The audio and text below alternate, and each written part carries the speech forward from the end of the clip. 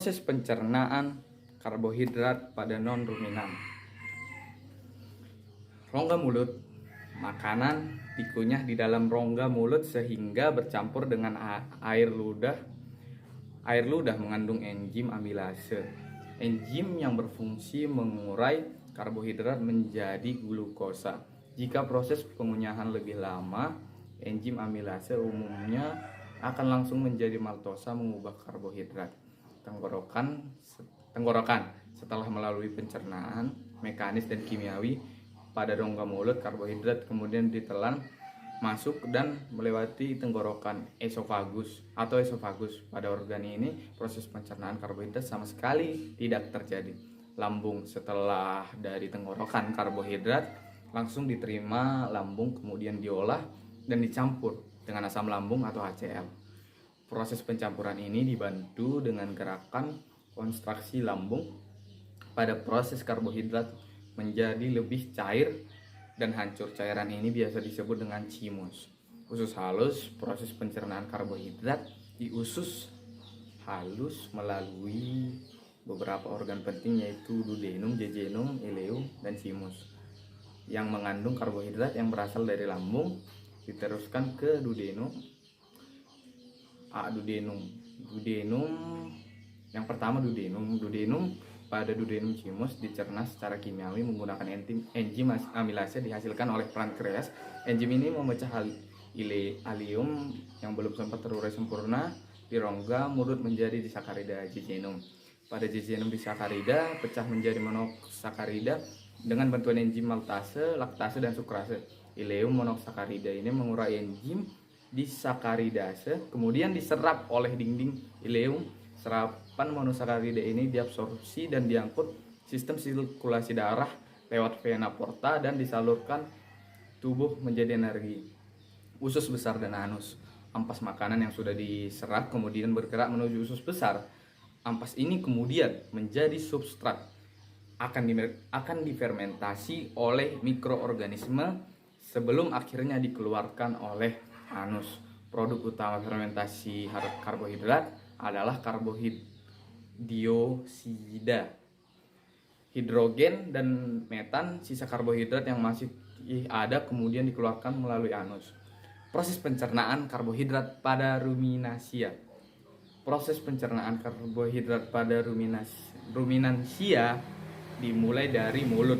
60-70% kurang lebih pakan ruminansia terdiri dari karbohidrat atau polisakarida. Jadi proses pencernaan karbo pada awalnya dimulai di mulut. Di sini kelenjar air liur mengeluarkan enzim amilase untuk memecahkan polisakarida yang lebih kecil yang tidak akan pecah 100% dalam mulut sehingga dicerna kembali dalam rumen. Di dalam rumen akan terjadi fermentasi yang dibantu oleh mikroba polisakarida lebih kecil akan dipecah menjadi fruktan, sukrosa pati, selulosa, hemiselulosa, pektin, lalu diubah menjadi glukosa dan dikonversi menjadi pirufat. Kemudian pirufat diubah menjadi asetil CoA dan masuk ke dalam Krebs. Siklus Krebs, pencernaan karbohidrat dalam rumen yang menghasilkan metan dan VFA, yaitu butirat, propinan, dan asetat. Konversi piruvat, asetat, butirat menghasilkan CO2 dan H2. CO2 dan H2 diubah menjadi metan melalui ekstraksi dan konversi glukosa. Piruvat menggunakan H2 dapat dikatakan mencegah pembentukan metan.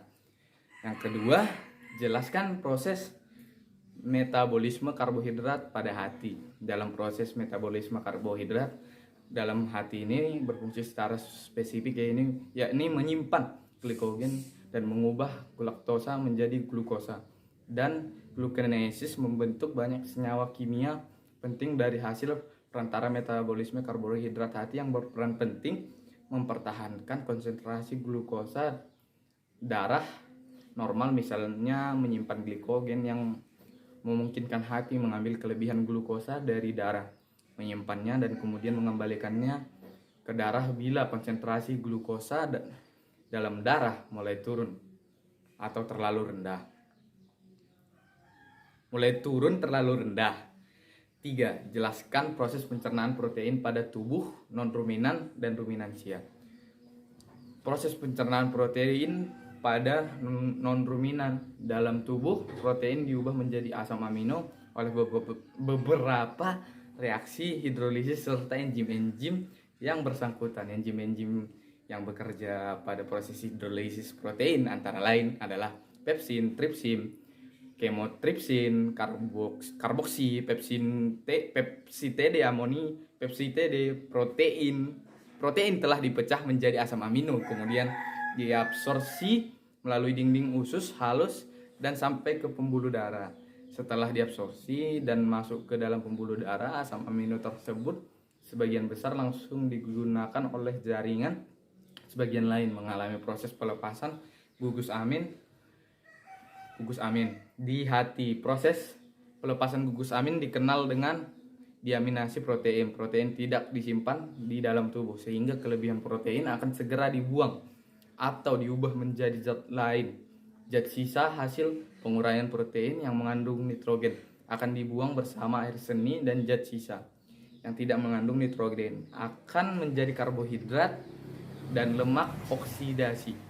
1 gram protein dapat menghasilkan energi 4 kalori. Kelebihan protein dalam tubuh dapat mengakibatkan bengkaknya hati dan ginjal karena beban kerja organ-organ tersebut lebih berat dalam mengurai protein dan mengeluarkannya melalui air seni.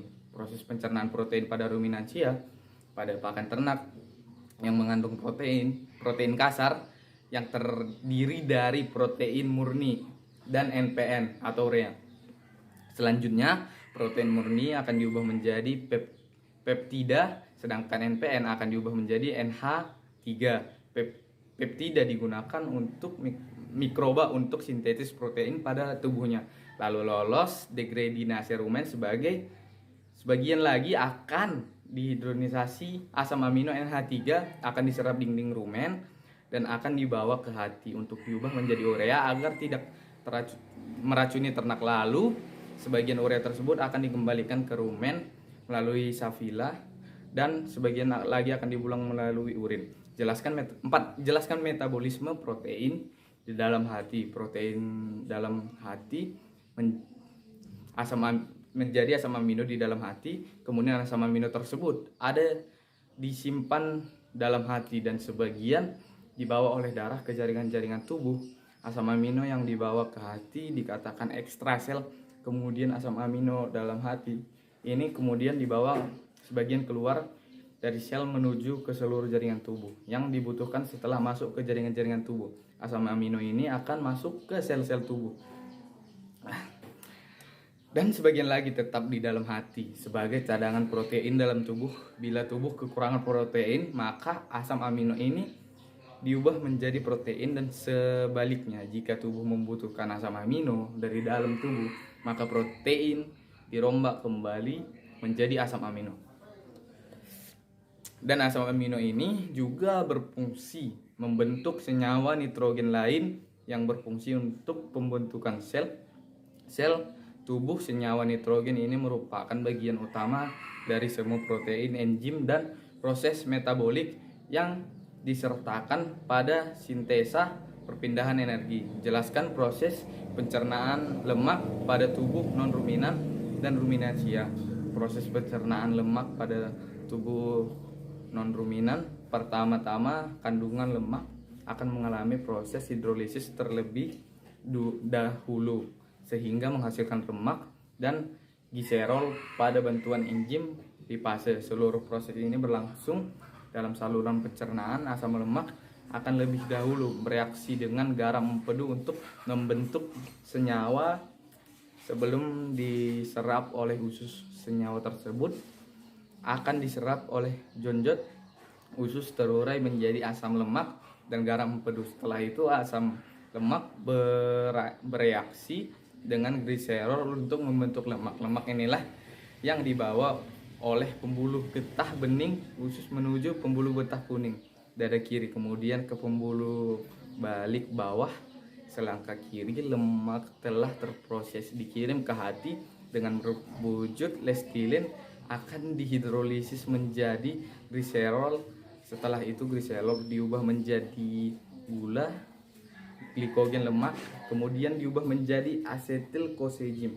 Proses pencernaan lemak pada tubuh ruminansia.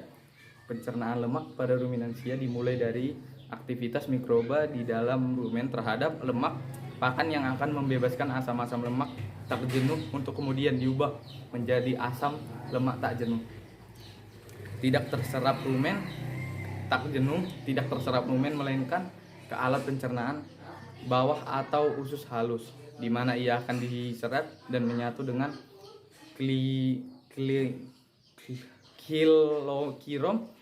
Ini mengandung protein serta mempunyai fungsi sebagai alat transport lemak dari usus halus menuju ke jaringan-jaringan tubuh. Di dalam usus halus, lemak dipecah menjadi asam lemak dan gliserol oleh enzim lipase. Gliserol meneruskan perjalanannya ke hati, sedangkan asam lemak tidak dapat langsung diserap oleh usus karena zat ini tidak terlarut dalam air. Penyerapan zat ini dipermudah oleh getah empedu yang akan mengulisikan asam lemak menjadi suatu bentuk yang larut dalam air sehingga dapat diserap oleh sel mukosa usus halus. Lemak yang diserap masuk ke peredaran darah melalui vena porta ke hati melalui sistem lipidik dan ductus tortuosus. Sebagai lemak yang diserap terutama masuk ke peredaran darah melalui sistem lipidik dapat langsung disimpan dalam jaringan. Sebagian besar lemak yang diserap mengalami metabolisme dalam hati. Di sini tersedia suatu mekanisme mengangkut lemak dari hati menuju ke jaringan-jaringan. 6. Jelaskan proses metabolisme di dalam hati. Proses pertama adalah hidrolisis. Pada proses ini lemak akan diputuskan ikatan ester, triglisi, fosfolipid, dan glikolipid yang dilakukan oleh bakteri rumen. Pada proses ini dihasilkan asam lemak, gliserol, dan galaktosa. Hasil tersebut siap di metabolisme secara lanjut. Asam lemak tak jenuh akan dijumpai juga pada proses ini. Asam lemak tak jenuh akan dipisah dari asam lemak, gliserol, dan galaktosa. Setelah dipisah, asam lemak jenuh tersebut akan diubah menjadi VFA. Asam lemak rantai panjang akan masuk ke dalam epitelium dan usus halus. Pada usus halus, lemak akan disintesis menjadi gliserida asam lemak. Enzim lipase asam C14 membentuk gliserol dalam epitelium halus. Kolesterol membentuk kilo masuk ke peredaran darah untuk diedarkan ke seluruh tubuh. 7. Jelaskan hubungan metabolisme karbohidrat, protein, dan lemak pada tubuh makhluk hidup. Pada bagan terlihat karbohidrat, protein, dan lemak bertemu pada jalur siklus Krebs dengan memasukkan asetil koenzim asetil CoA adalah sebagai bahan baku siklus Krebs untuk menghasilkan energi yang berasal dari katabolisme karbohidrat, protein, maupun lemak. Titik temu dari berbagai jalur metabolisme ini berguna untuk saling mengganti bahan bakar di dalam sel. Hasil katabolisme karbohidrat, protein, dan lemak juga bermanfaat untuk menghasilkan senyawa-senyawa lain, yaitu membentuk ATP, hormon, komponen hemoglobin, ataupun komponen sel lainnya. Lemak lebih banyak mengandung hidrogen terikat dan merupakan senyawa karbon yang paling banyak tereduksi. Sedangkan karbohidrat dan protein banyak mengandung oksigen dan lebih sedikit hidrogen. Terikat adalah senyawa lebih teroksidasi. Senyawa karbon yang tereduksi lebih banyak menyimpan energi, dan apabila ada pembakaran sempurna akan membebaskan energi lebih banyak karena adanya pembebasan elektron yang lebih banyak. Jumlah elektron yang dibebaskan menunjukkan jumlah energi yang dihasilkan. Sekian dari saya, Kevin Tohapiando Sagala, NIM 210306148 dari Peternakan A. Terima kasih.